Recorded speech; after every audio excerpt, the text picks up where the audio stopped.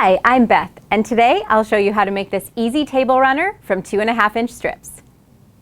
We're using this really fun line from Banyan Batiks. It's called color blocking, and then we also have some canvas from Northcott mixed in as well. Now we've laid out our 2.5 by 12.5-inch strips, and we have 25 of these. We've laid them out in the order that we would like them on our table runner. So when you're sewing long strips together, the key to keeping them straight is to sew in an opposite direction with every other strip. So we're going to start with this one, we're going to go down this way, and then we're going to go up this way, and then back down. So the way that I'm keeping track of that is I've put a pin in the top every other and the bottom every other. So that way I know that's where I'm going to start sewing on that strip. So now we'll start to sew our strips together. And we'll sew with right sides together. Keep in mind, batiks don't have a right or wrong side, but our canvas line does. So now we're going to start at the top here, where the pin is. And we're using our 1/4-inch foot with a guide for extra accuracy on our seams.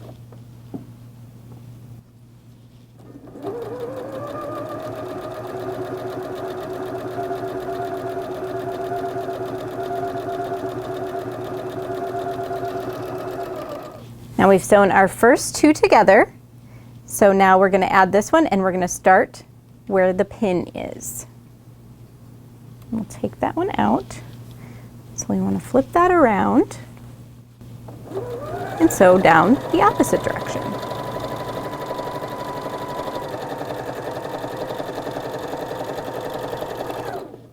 Continue adding strips in this method for all 25 strips. Once you have your entire top pieced, grab your 20.5 by 50.5-inch rectangle, and we're going to layer our piece top on top of our rectangle with right sides together. And then we will pin this along the top edge. So when you have something with this many seams, it is easier to sew with them facing towards you. That way the foot is going to glide over them nicely. So we're going to sew down the entire long edge with a 1/4-inch seam.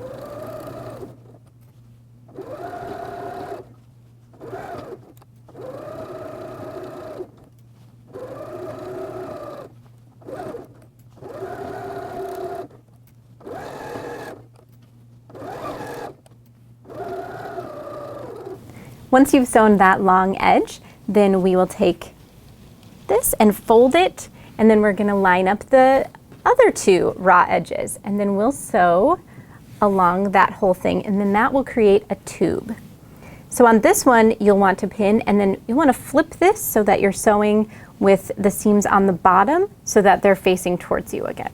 So once you have your tube sewn, you'll press your seams toward your backing color, and then center the panel on the backing. So you'll have about 2 inches on either side of your pieced portion. And we've already pressed this, but you'll press that in place. So you have about 2 inches on either side. Next, we're going to add some fusible fleece to our table runner, and this just gives it a little structure. And we're using fusible fleece 1 from the Warm Company. Now it's a pretty big piece. It's a 16 by 50-inch piece, and we didn't have quite enough. So we wanted to give you a little tip for piecing fusible fleece or batting. This works for both. So on your machine, you have a 3-step zigzag, and the stitch looks like a little dotted zigzag. So it's not a solid line on the machine, it's a dotted line. And this takes a little extra stitching to the zigzag, and this just helps prevent tunneling and also keeps a little bit of stretch in the stitch. So what you do is center your cut lines on your foot, and then you're going to just sew your zigzag, and that'll catch both sides then of your piece and add a really nice seam to your fleece.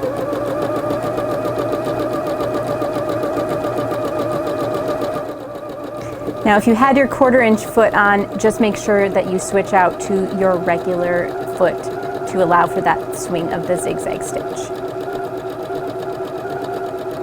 You don't see the seam very much, and it still allows the fleece to stretch a little bit.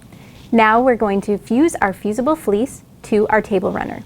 So we've got the scratchy side, that's the fusible side, and that is facing the wrong side of our backing fabric. So we want to center that on the table runner and leave a 1/4 inch at each end. Now we don't want to iron directly on this side of the fusible fleece, so we need to flip it over, and we're using our cotton setting with steam, and then we are just going to fuse this from the front of the project. So just hold it in place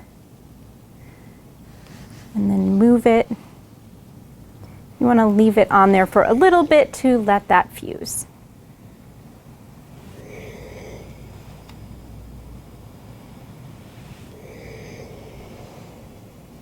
And just continue doing this for the rest of your table runner.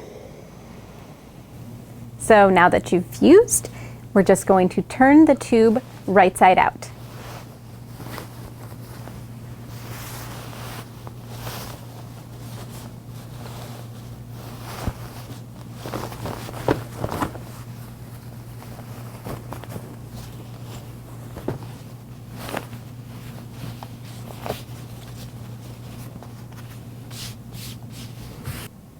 Once you've given that a good pressing, you'll turn the edges on the short ends under about a 1/4 inch, and then press that, and then we'll top stitch 1/8 of an inch from the edge all the way around. So we're using Coat's Dual Duty XP thread, and they have a variety of colors, so you can pick one that complements or will stand out on your project. So we've picked a yellow that will blend in with our background fabric. And we're going to top stitch 1/8 of an inch. And it's good to start on the side because we're back stitching here, and this will be less visible on the side than on the ends when we're closing it.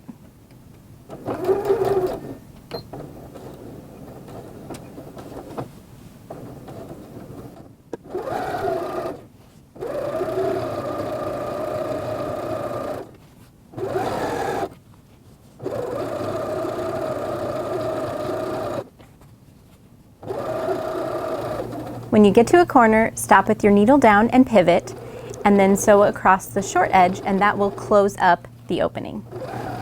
Now that we've finished top stitching, we'll quilt the project.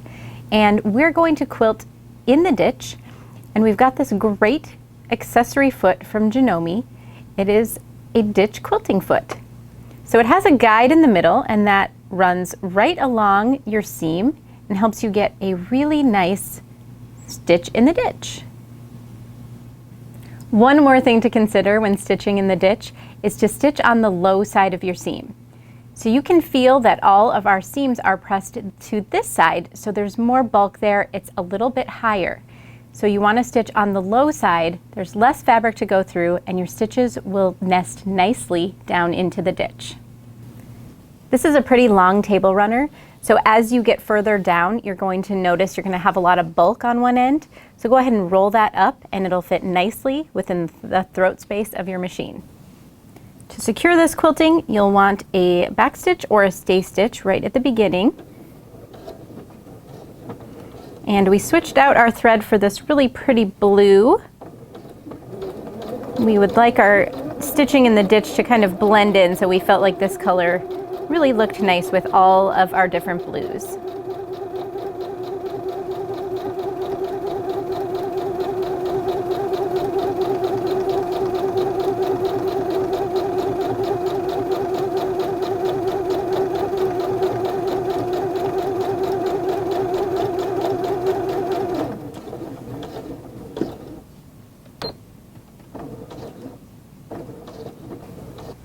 And now your table runner is finished. It would be really fun to make this in a variety of colors, maybe even with some seasonal prints, and you can have your table look cute all year round.